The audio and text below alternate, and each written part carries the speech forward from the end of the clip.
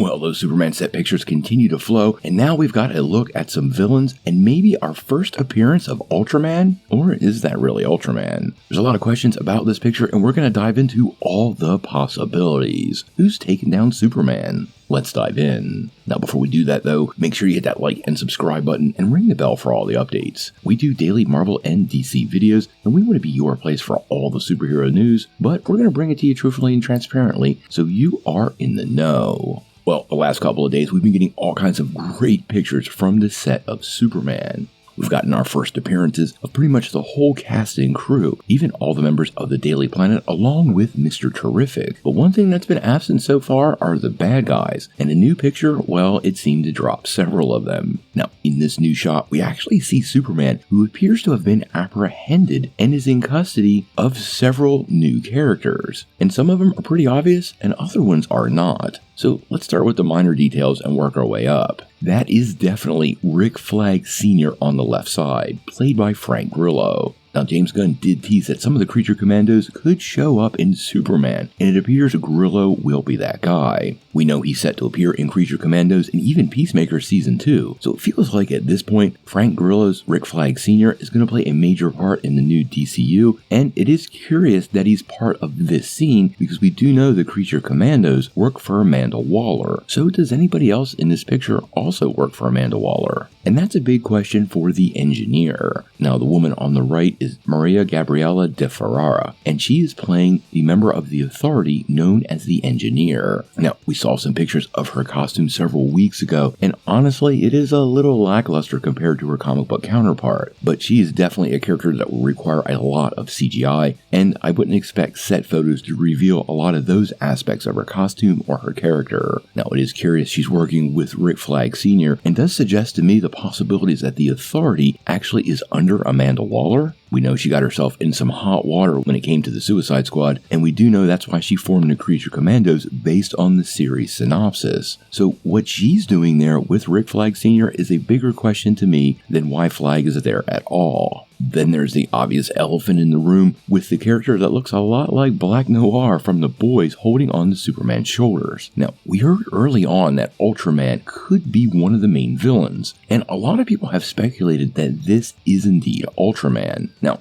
I don't know if it is for multiple reasons. First and foremost, the physicality. That character is obviously a lot bigger than Superman. And if we were getting Ultraman, he would basically be a clone and would be played by David Cornsweet also. That's not the case here. So the character himself is pretty curious, and it begs the question of who this actually is. And some people have a couple of theories. Now, one of the possibilities is a mysterious masked character could be a take on the Authority member known as Midnighter. Now, this seems unlikely, but since we have one Authority member there, it is possible we have a masked version of the Midnighter character. Now, there are some other aspects of the costume that seem to not point to that, but given the fact we have one Authority member and the Authority is coming up, well, it would kind of make a lot of sense for this character to be part of that team. Now, the other big possibility that I see making the rounds is that this could be Neil Quinn, also known as Ulysses.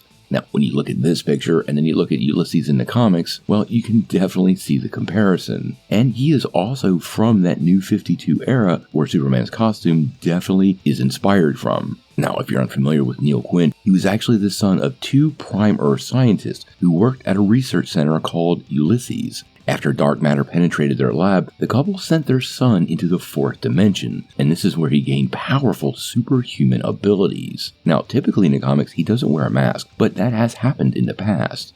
And quite honestly, Ulysses is the kind of character that someone like James Gunn typically loves and would catch people quite off guard. He's mentioned several times he didn't think people would guess who one of the main villains was, and if it is indeed Ulysses, well, I find that super interesting, mostly because we've talked about how Superman will be balancing his Kryptonian and his Earthbound heritage, and Ulysses is often referred to as the last son of Earth, which is pretty curious because often Superman is referred to as the last son of Krypton, and you could totally see how this dynamic plays out that way. Now, obviously, we're going to be getting a lot more from Superman and the set in the next couple of weeks. Hopefully, these pictures continue to give us some pretty great details and interesting things to talk about with this movie. I have total trust in James Gunn and what's going on here. I know some people are pretty skeptical of the whole project, but it seems to be coming together beautifully. And quite honestly, guys, throwing a villain at people like Ulysses is exactly the kind of twist that I would expect from James Gunn. If it turns out to be Neil, well, we're going to have to wait and see.